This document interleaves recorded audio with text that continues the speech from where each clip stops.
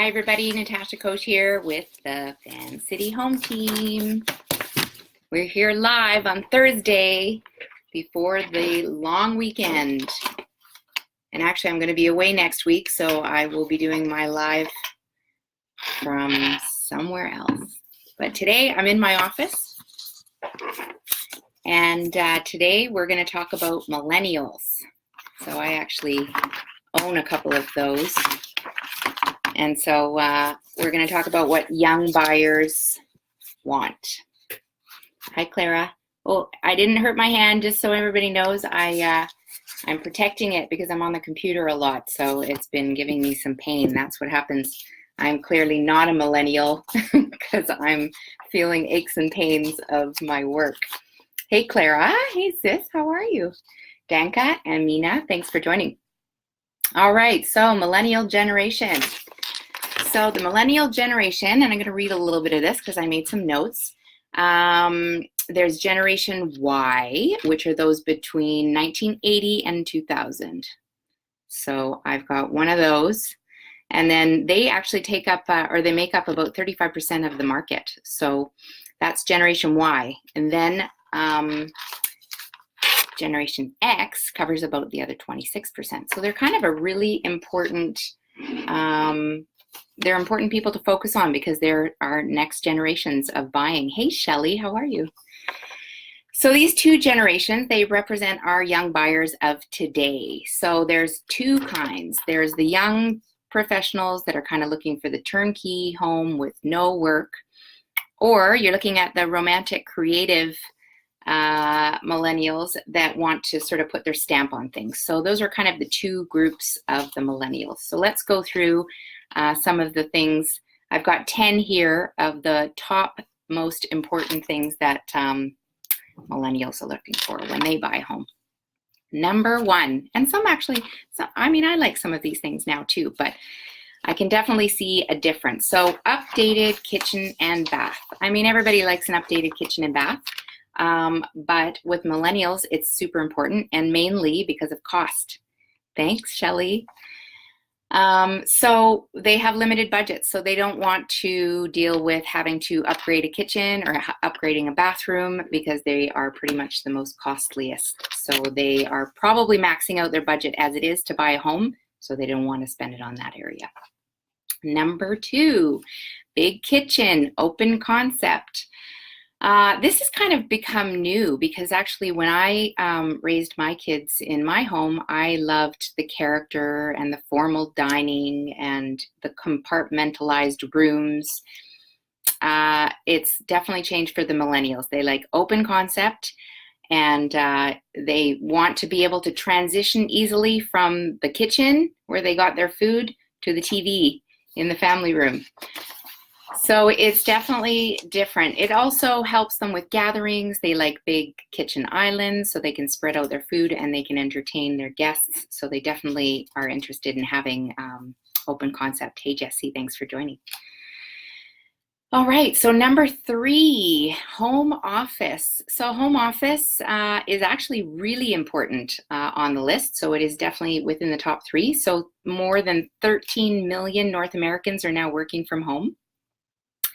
A lot of people have home-based businesses, or they travel and they come back and they want to have somewhere to, concentrate. Even if you don't work from home, if you have an office elsewhere, you want to have somewhere to prep for the next day or pay your bills. So home offices, super important to millennials. Good location, number four. So good location.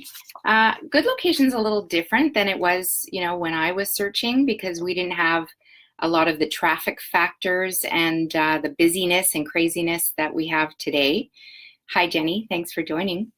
So a lot of young people, they're looking for properties that are close to transportation. They want to be on the SkyTrain line if you're in Vancouver, if you're elsewhere, any kind of subway, if it's in Toronto, but transportation and walking score to shops, restaurants, anywhere that they don't need to take their car, because they may have to take it to work, but after they get home, they probably don't want to. So that's what a lot of young people tend to be looking for.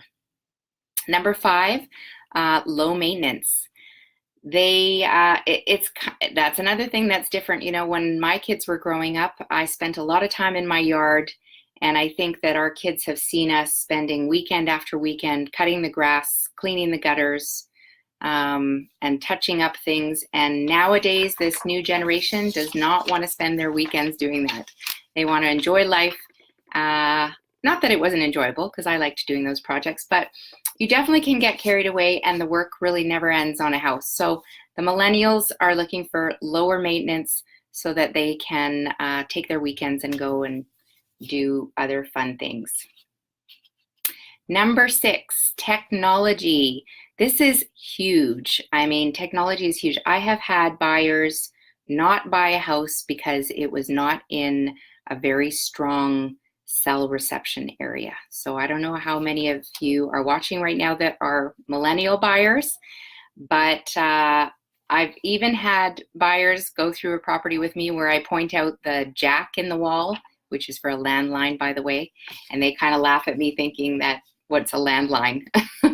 So you would be surprised that even if a millennial buyer likes the house, they won't buy it if it doesn't have a really strong signal, or their mobile carrier can't reach. So number 7, energy efficiency. And this is probably overall important to a lot of buyers. People are definitely looking for more energy efficient homes.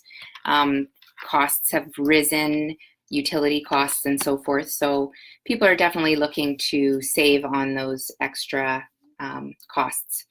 But millennial buyers especially are looking, and they're very savvy when it comes to insulation levels and whether a house is really green. So it's all about green buying. Hey Dana, nice to see you. Thank you for coming and joining my live today. So number 8, the reality TV effect. And so what we mean by reality TV effect is, well, what a home really looks like versus what TLC and HGTV show that it does. So I'm sure everybody has watched a lot of these shows, and they make them always look so beautiful.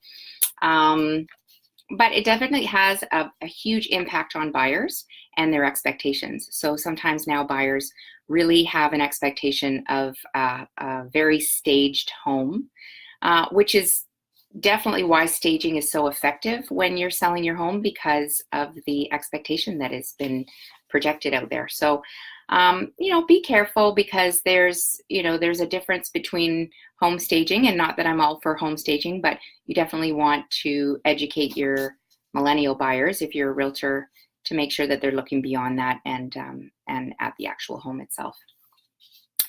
And number 9, keeping the fees down. So we all want to keep costs down, but especially for millennial buyers that have a tendency to be able to only afford to get in on a condo or a townhouse, you want to make sure that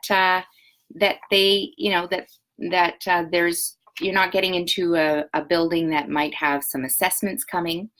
And those are basically, what that means is if there are repairs that have been neglected to the building, it's an older building, and the maintenance fee per month doesn't lend enough to the financial statements in order to afford that repair, then the strata usually propose some extra fees and they're called assessments. So you definitely want to make sure that you look to see what's happening.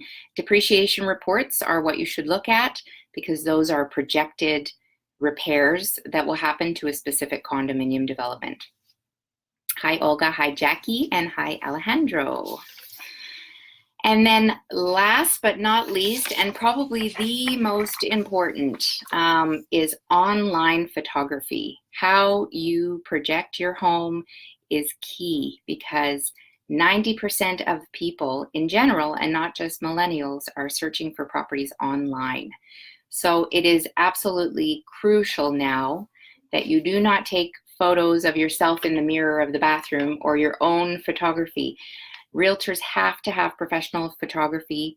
You as a seller, as much as I know that sellers take great photographs, of their garden, there is nothing that beats professional photography. And I think I said on my last live, if you're thinking about selling in the winter, and your garden looks amazing right now, get a photographer in and take some professional photographs of your garden so that you can show the buyers in the winter time what it looks like now.